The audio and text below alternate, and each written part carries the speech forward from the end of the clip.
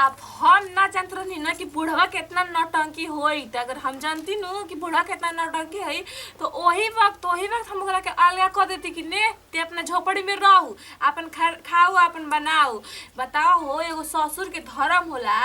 कि कर्तव्य होला कि साग सब्जी पूरा लावे घर के, अब पूरा घर के देखभाल करे। लेकिन बुढ़वा जहे से आउ तहे से कहता ए पतोहिया आज पराठा ना बनैले हवे, ए पतोहिया आज खीरवा ना बनैले रे, खाली ठुसलही में रहत अटे। कहले रहनी है कि धान रखल बाटे बाबूजी जाई ना कुटा लाई, तो कहत ना कि ठीक बा जाए कुटावे, सझिए ले दी है आ सझिए ले कहा बुढ़िया चल गई ना, बुढ़िया के खोजे। ए बुढ़िया कहाँ बरसते गईले तो कहे ना बुढ़वा के ले लो गईले, वहाँ के हमार माथा पे टांडा अभी ले करत अटे। नहीं कहता कि बुढ़वा मर आज वहाँ के आओ तो नहीं, आज तो हम फैसला कर दिए रहे कि आज बुढ़वे रही कि तो हुए रही। लेकिन बेटा हुआ कहाँ माने वाला बाटे, अपने बपे के मुँह माने बेटा हुआ। आज देखो ना हमू कोनो ऐसे चक्कर चलाओ तो नीनू कि बुढ़वा खुदे अपने आप पे भाग जाए, खैले बिना न मुआ देनी बुढ़वा के नू। तो बताइए लो बदनाम भइनी रानी तोहरे नाम से बाप रे बाप, हे उम्र में बुढ़ो के लाज शरम नहीं की बताओ कौन गाना गावे के चाहिए कौन ना गावे के चाहिए। बताओ हो, पतो उतर गईल, बेटी चल गईल बिया होके अभी ले। काजी कहाँ रहली हई? अरे भोर नहीं हो करत न हो करत तने के करत तने गईल नहीं है। अब तहरा बताइए देही हम तहरा के हम पूछता नहीं मैं समझनी नु, इतना बाचा ना बानी आ धानवा कोला नहीं कुटा के कहां न कुटाई नहीं है।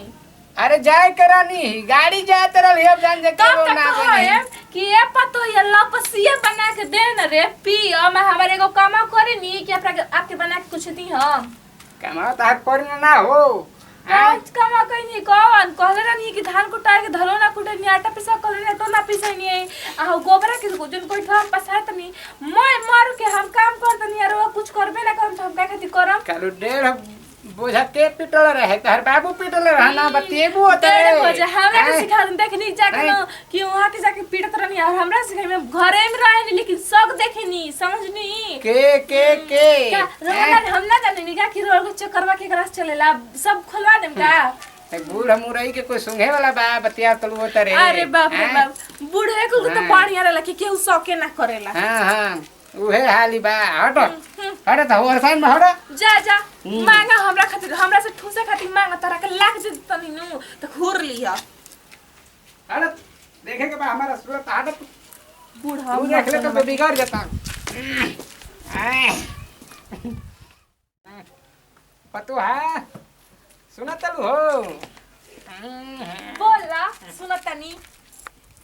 नीक लागत है ना हो। हाय क्या होता है शीशा में मुंह देखतनी लिपस्टिक लेके आई का मारम। अरे लिपस्टिक का जरूरत बा हो, हम अपन चेहरा ला देखत हम मैं कमा पड़ल बेटे की कमा करी घरवा में तू का सुतबू हम हमार दाज ले। बाप रे बाप जितना हम करी नो उतना तो सोचबो ना कर, जाके धान बिटोर के जाके कुटावा के लेके आई जे तो। अरे अरे धाका के मारतल हो जा कि ना जैसे कहत नी नु जाके का करबू हो क्या करम मोरा जो बेटे बुढ़ो तो हमारे जब ना बड़ा बे और तोर पे कहिए से हम ना संकल बेटे दिमाग चल जाते ए बेरा कर मैं हम पूरा कर देम। हाय देखे भैया है से पतो के चल भाकी नो के हो ना जी अभी तू बतली ना हमरा से बतली ना हो ये भैया हो कहत नहीं जाए कहत नहीं मार और मम्मी सुजी। अरे क्या करे के बा जो हो जो अभी तो धान बिटर में गइले हरे तोरा के बताओ है कपड़वा करो भीते के हो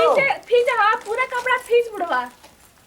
ये भैया ई का हमरा काम करे के मिलता हाय हो। जे कपड़ा बाटे देख, हाय साड़ी बाटे, ओकर जींस बाटे, आ टी-शर्ट बाटे, आ हमर बहिनिया जे नाइ ललिए न ओकर दुगो जींस बाटे भेजवा दे कराची से जाके जल्दी फीच आ फीच के आ जितना है धान बाटे नु एकरा के बटोर के कुटवा के लेके आई ह ई तुहार जी में बाटे समझ। आ चल गइल ना ललटेनिया बके लग गए त मार के बसे से बता दे मुंह के नक्शा बिगाड़ दे समझे ना। लग अरे जवानी में तू कर मार कंद बुढ़वा में तन की कोल में दे बुढ़वा में कोई क्या बुढ़वा तोरा के बतावा हो काहे तना फिरंट हो गया हो। कौन तो नहीं तोरा के मार बता ना। हां ई देखाए भैया है खियाला पियाला के अथी करते जा, दुलार उठा, का हो उठावा लेके ना उठेबा अबे तोरा के हाथ ना बटे उठी मोबाइल का हो मंगावत नहीं आई हो बा ये तुम लेके भागा ना तो जल्दी से आ एक को दाग लगल रही कपड़ा में नु तो मैं देही के चाम छोड़ा देम समझला कि ना हमरा से अरे बाबू रे गरम पानी को के ढेर पानी का रे तो ठंडा ना करे बटे जड़ जा लेके आएगा पूरा पनिया उछल दे मैं देहिए पे आइयो बाबू रे बाबू ये क्या हमारा के करवावत है भैया ये जना तक कि मोए पतो ही हमारे कहीं दूसरा ना लाइन नहीं हम लड़का के कपड़ा में खींच देता नहीं अब कहत है ना चुरैलिया के छोड़ देते ना वही तरह खींची के चारी ना अपन हो है ये भैया वो हमारे मारत या भगवान दूसरा घर से पतो है मत देते भैया अरे बाप मार दे केहरिया मरो दे केहरिया दुखाता रे भैया ये बाप रे बाप कितना ये कोना खानदान के लेके है ये बाप नींद ना होता टे हमरा के दोपहरिया में लो ना अब तो खाली आरामे न करे के बाटे एगो नौकर तो रखिए लेनी घर में कपड़ा लत्ता से लेके सारा काम तो खाली खाने न बनाए के बा बाकी बर्तन वर्तन तो मजते बा ना ऐसन लो अब के एकर मजा के उठाई हमरा लेके पतो मिली नु तो इनको तो इहे हाले होई है ना तो और आके मांगक किनारे पतो ही हमरा की दे मैं अते चाह के रख ले ना हमार तो दिमाग ही खराब हो गेल लटे इनकरा के ई दशा ना करती पतो हा का बरबरा तलू हो आ गइला बतना मजा आई लेकिन ना बताना का मजल बने कपड़ा बा कोलर लो तो खींच के ठीक हो देल भाई तो खाना तो मन कपड़ा तो सुबराई के करे रहनी है बतना करे रहनी धोए के ना धोए लेटा भिले रखा ले बलू मैं गांव के बटोर के कपड़ा बतियाओ तो हमारा से हो तने की रहा हो लोगन है देख खराब कर देह चोरावा ताटे काहे ना भइल लेटा भिले काम भूख लागल बा तो भूख खा ले तब न करबौरी हो दिन भर ठुसबे करबा तोर पेटा में खवा में बैठल वाली सबेरे ले देखत लू कि यही तरह हम पारनो नहीं कइला कहत लू कि है ना हो अच्छा है ना हो कहत ल बड़ी बड़ी मार के तोर इतना से कपारे फोड़ जब ना लेकिन बूढ़ा होता ना है हमरा के हाले तो अब गला पही हाल करबू हो हाले के संडिल हमर ना सिवा के लेके आओ तब खाए के देम जा दुकान में मोची नहीं खसाइल हो मोची नहीं खा के नहीं तरह के बताइए जाके सिवा के लेके कि ना लेके बा धा धा लइका वाला हम विदा करे ना देबो जा सिवा के लेके आ जल्दी जा ए भैया हो जा तारा के दिन भर ठोसा खाते देता नहीं पूरा निमन न बा हो नीमन ना पूरा चारों ओर सिवा के लेके आओ टूट जाई चा तनी का बर्बाद के बिगवा दे तनी हो कबे को बिगड़वा तू तो अरे ई का पत्थर हो काहे के हो चुपचाप से जाके लेके आवा सिवा के तब तोरा खहुरे खाते देता नहीं ए बाबू के न कौन जा बड़ी चश्मा लगा के चलत ना हुई रे बुढ़वा अभी ले आई लास कहीं साचो में हमार सैंडल ना ना कबाड़ के फेंक दिल बटे ओनिए और आज का हमार सैंडल कबाड़ दिल होई नु तू हो के कबाड़ कोई लेखा फेंक दे जानते ना मानो सैंडलवा लेखा उनो को फेंक दे मगर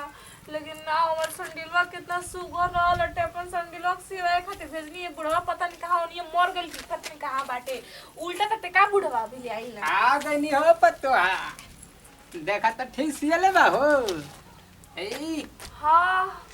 नीमन तो सिले लेकिन हेतना दूर काहे रखले बानी काटा तो टेकार हो के अरे ना हो कहत लगना मोचिया कहत लकी में इतना सुगर चपल बा तो उ नीचवा के पौवा कितना सुगर होई हो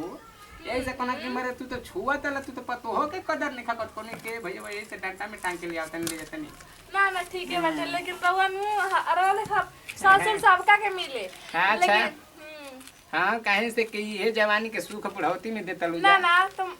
जाना बुढ़वा वैसे त निमने करतटे लेकिन जब नहीं मारत ना हां तब बिगड़त रहतटे ठीक बा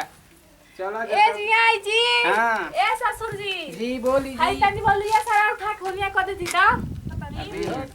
तो नमस्कार प्रणाम हम गोविंद विद्यार्थी देखो जब भैया ऐसा देखी जब पतो है अगर घर में हो जाओ तो बर्बाद कर दिया सब जिंदगी के मजा ले लिया लौका जिंदगी के नमस्कार प्रणाम, हमें सपना चौहानी हमने के आपन टीम ललटे वीआईपी कॉमेडी वर्ल्ड। तो देखने जो हमने के एगो वीडियो बनैनी है जा सास ससुर के, तो ससुरो बड़ा दूसरे पे ध्यान देते ना ललटेनिया बोपे आ घर के काम काज छोड़ दल ना। तो हमहू गुस्सा में का कहनी इनकरा से काम करवैनी गलत ना करवैनी तभी नु लाइन पे ना हम। लेकिन जब हमरा से कोनो गलती हो जाए तो माफ करो जाए। ए सब के साथ दे जा विदाई, अगले वीडियो में फिर से मिले। तो हमने क्या कहीं जा, जय हिंद, जय भारत, जय भोजपुरी समाज।